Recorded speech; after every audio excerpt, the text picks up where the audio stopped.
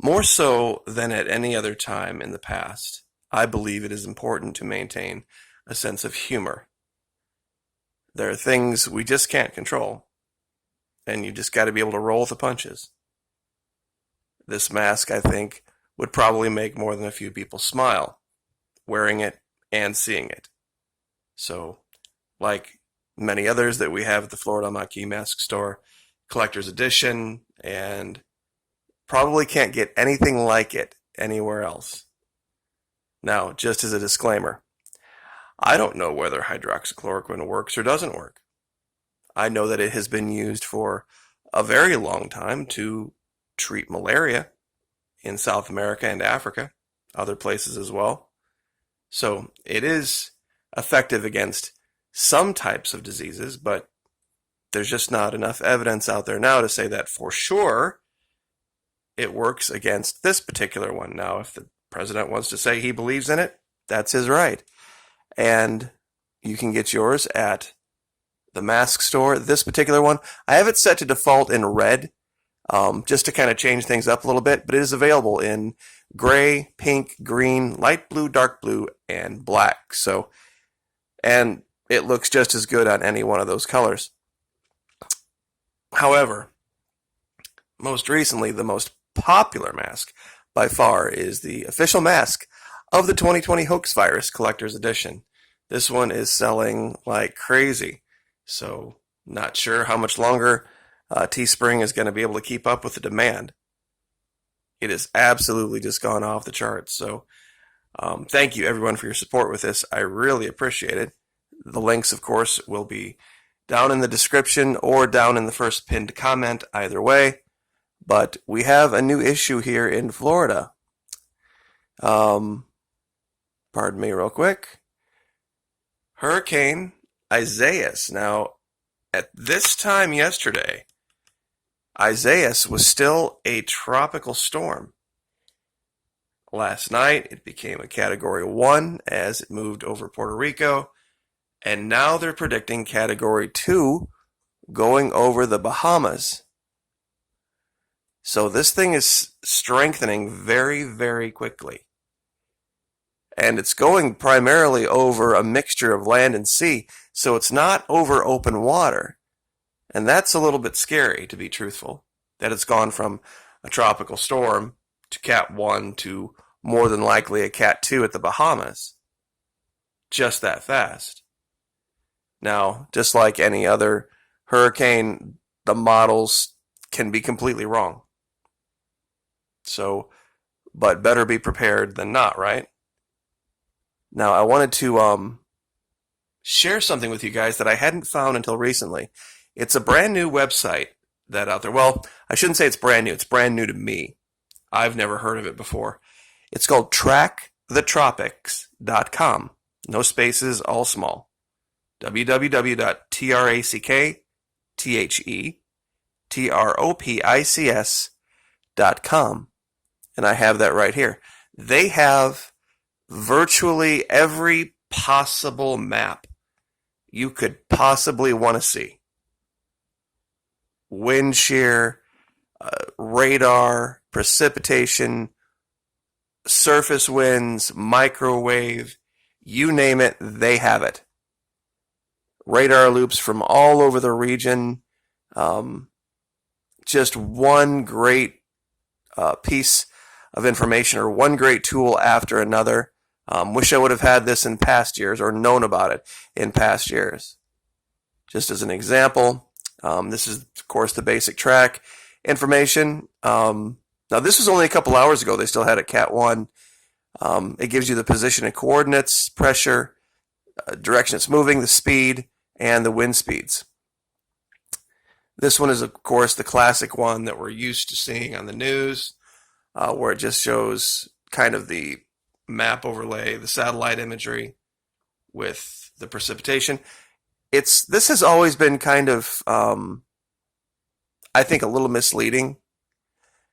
This is my favorite one by far.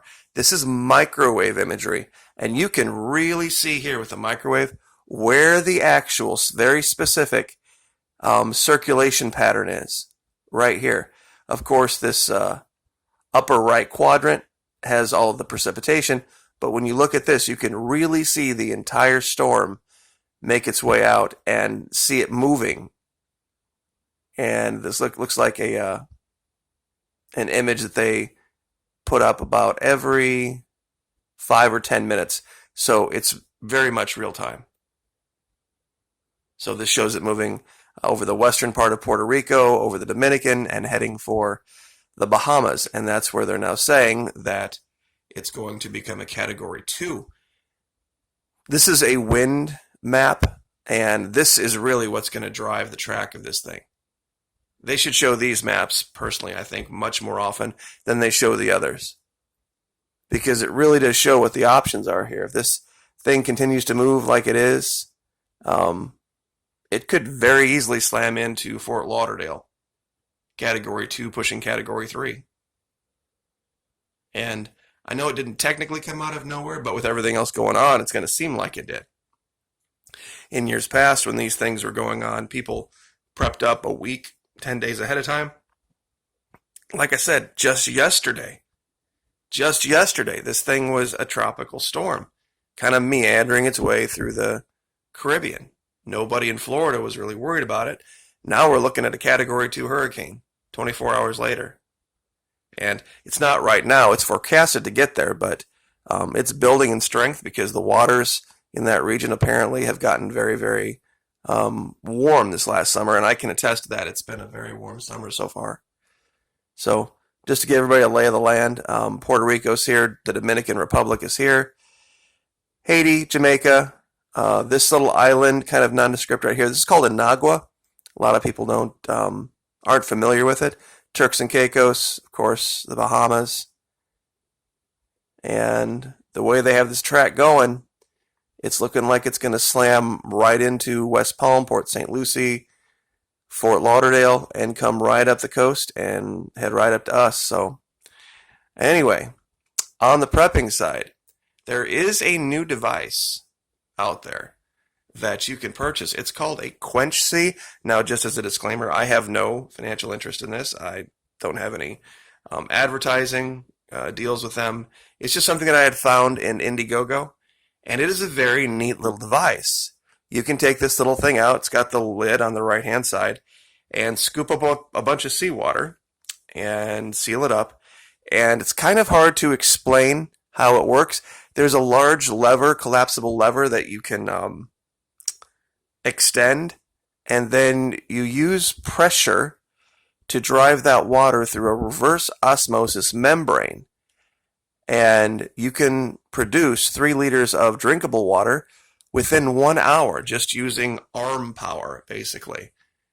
You have to create a great deal of pressure, apparently, to push this through that membrane, and that's how it works. There is a video that I will find the link to. Here's the foot pad right here where you would put your foot. Here's where the lever would go, and I do believe the lever is collapsed here. And you just pump it back and forth, and as you can see here, you have the water, the pressure, and you get drinkable water. Who knows what happens, when these things occur. You lose power for a certain amount of time. Maybe the local store is gouging for fresh drinkable water. Maybe they're completely out. Who knows? But always having an option like this is a good idea if you have the ability to. And I hadn't seen anything like it, to be truthful, until I encountered this. There's all sorts of different desalinators, but they're usually very, very expensive. This one is affordable. It looks like to get one, it's around $100. So given what you're able to do with it, though, through just manual labor and an access to salt water, create drinkable water, this would be huge. Why these aren't in every single aircraft that flies over the ocean, I don't know. At least, a certain amount of them. Because this could change everything. Having something like this on a larger scale could really change everything, especially in a lot of the world where there are parts of the Middle East where people have perused the idea of going down to Antarctica and attaching motors and sails to icebergs to slowly, over time, move them northward into the Indian Ocean so that they could go out and tap them for the fresh water. That's how precious fresh water is. So anyway, I'll keep you updated on any new information regarding hurricane. They're saying it's pronounced Isaias. I always pronounce it Isaias, but that doesn't really matter. But trackthetropics.com, just like it sounds. TrackTheTropics.com. Also, get your masks while they are available. Down here in the corner, just as a final note, it always says 2 days, 11 hours, some type of countdown. These masks just auto-renew every 3 days. So don't think if you don't get it in the next 3 days that it's going to go away. They will be here. This countdown doesn't have anything to do with when they're going to run out. They could literally run out in the next 5 hours. They could run out 5 days from now because of the demand. So anyway, thank you everyone for your support. I appreciate it. Like, share, subscribe. We'll see you next time.